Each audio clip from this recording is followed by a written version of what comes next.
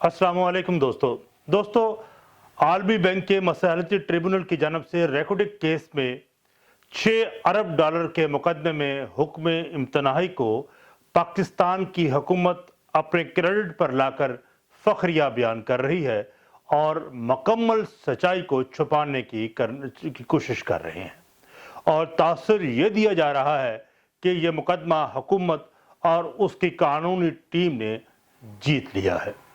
حالانکہ معاملہ بالکل مختلف ہے۔ گفتگو کو آگے بڑھانے سے پیشتر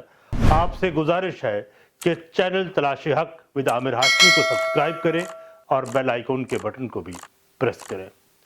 دوستو، ریکو ڈک کا یہ مقدمہ انتہائی حساس ہے کیونکہ پاکستان کی معاشی صورتحال اندھوناک ہے، اور حقیقت تو یہ ہے کہ ریکو ڈک کے حق میں ہونے والے فیصلے کی تلوار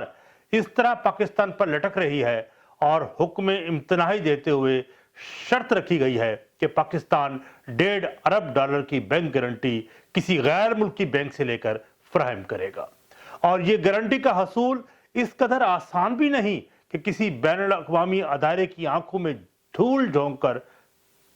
ان کو ٹرکا دیا جائے۔ اس کے لیے کڑی شرائط سے پاکستان نے پوری کرنی ہے، اور دراصل یہ تنازع عالمی مصالحتی ٹریبونل میں اس وقت پیش ہوا جب کچھ عرصہ پہلے پاکستان نے چلی اور کینیڈا کی کانکونی کی کمپنی ٹیتھان TCC کے ساتھ یک طرفہ معاہدہ کو ختم کر دیا، جس فیصلے سے کمپنی کو بڑا مالی نقصان ہوا، اور وہ یہ تنازع لے کر عالمی مصالحتی ٹریبونل پہنچے تو ٹریبونل نے پاکستان پر 6 ارب ڈالر کا جرمانہ عائد کر دیا۔ پاکستان جیسے غریب ملک جو خود قرضوں میں جکڑا ہوا معاشی بدترین حالات کا سامنا کر رہا ہے کے لیے اتنی خطیر رقم کی ادائیگی ناممکن ہے، اس لیے حکومت پاکستان نے فوراً اس فیصلے کو مؤخر کرنے کے لیے اپیل دائر کی اور موقف اختیار کیا کہ کرونا کی وبا کی وجہ سے ملک کی معیشت بدترین دباؤ میں ہے، اور اس لیے جرمانے کی ادائیگی کے بعد کرونا جیسی مہلک وبا سے مقابلہ نہیں کیا جا سکے گا، بہتر ہے کہ اس کو مؤخر کیا جائے۔ اس پر عالمی مصالحتی ٹریبونل نے پاکستان کی درخواست پر کووڈ-19 کی وجہ سے اسے مئی 2021 تک مؤخر کر دیا، لیکن یہ شرط بھی عائد کی کہ اسے کسی بین الاقوامی بینک کی جرمانے کی 25% یعنی 1.5 ارب ڈالر کی مالی ضمانت فراہم کرنی ہوگی۔ اب آئیں ذرا ریکو ڈک پر ہم نظر ڈالتے ہیں۔ ریکو ڈک دنیا کے 5ویں نمبر پر سونے اور تانبے کا بڑا ذخیرہ مانا جاتا ہے،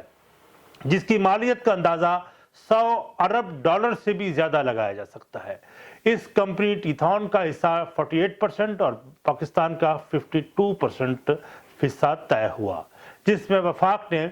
اپنے حصے کا 25% بلوچستان کا حق تسلیم کیا۔ اس کے لیے کمپنی نے چاغی سے گوادر تک 650 کلومیٹر پائپ لائن بچھانا منصوبے کا حصہ تھا، اور وہاں سے بندرگاہ میں بحری جہازوں تک تانبا لدوانا مقصود تھا، اور اس طرح چاغی میں ایک ایئرپورٹ بھی بنایا گیا۔ جائزہ لیا گیا تو معلوم ہوا یہاں 9% سونا بھی موجود ہے، اس لیے پھر بیرک گولڈ کمپنی سے معاہدہ کیا گیا۔ بیرک گولڈ کمپنی سونے کی دریافت میں اور کانکونی میں بڑی مشہور ہے۔ اس عرصے میں کمپنی نے کے 800 ملین ڈالر کے اخراجات ہو چکے تھے۔ انہوں نے مائننگ لائسنس کے لیے درخواست دی، جہاں سے پھر تنازع کا آغاز ہوا۔ سپریم کورٹ نے سوچے سمجھے بغیر، عاقبت کی فکر کیے بغیر تمام معاہدوں کو غیر قانونی قرار دے دیا، اور 2013 میں ریکو ڈک پر کام کرنے والی کمپنی TCC کو کام کرنے سے اچانک روک دیا گیا اور معاہدے کو ختم کر دیا گیا۔ اب یہ ایک علیحدہ موضوع ہے کہ کس کے دباؤ میں آ کر اس وقت کی حکومت نے یہ معاہدہ منسوخ کیا اور تقاضوں کو پورا کرنا بھی گوارا نہ کیا۔ اس پر علیحدہ سے ایک ڈسکشن کریں گے، لیکن اس معاہدے کی منسوخی کے بعد TCC نے عالمی بینک کی مصالحتی ٹریبونل سے رجوع کیا، اور پچھلے سال ایک طویل سیشن کے بعد ٹریبونل نے TCC کے حق میں فیصلہ دیتے ہوئے پاکستان پر 6 ارب ڈالر کا جرمانہ عائد کر دیا۔ کیا آپ جانتے ہیں دوستوں کہ یہ 6 ارب ڈالر کتنے ہوتے ہیں؟ یہ 1000 ارب روپیہ بنتا ہے، اور پاکستان کے خلاف عالمی مصالحتی ٹریبونل کا یہ پہلا فیصلہ نہیں، بلکہ اس سے پہلے بھی کئی بار کئی منصوبوں کو اپنی ناقص حکمت عملی کی وجہ سے پاکستان کی حکومت نے جرمانے ان پر عائد ہوئے جو انہیں ادائیگی جس کی جس طرح کراچی سٹیل مل کی نجکاری کو روکنے کی پاداش میں پاکستان کو اربوں روپے بطور جرمانہ ادائیگی ادا کرنی پڑی۔ ترکی کی کمپنی کورکے کے تنازع پر پاکستان پر 1,20,00,000 کا جرمانہ عائد کیا گیا۔ دوستو سوچیں تو صحیح،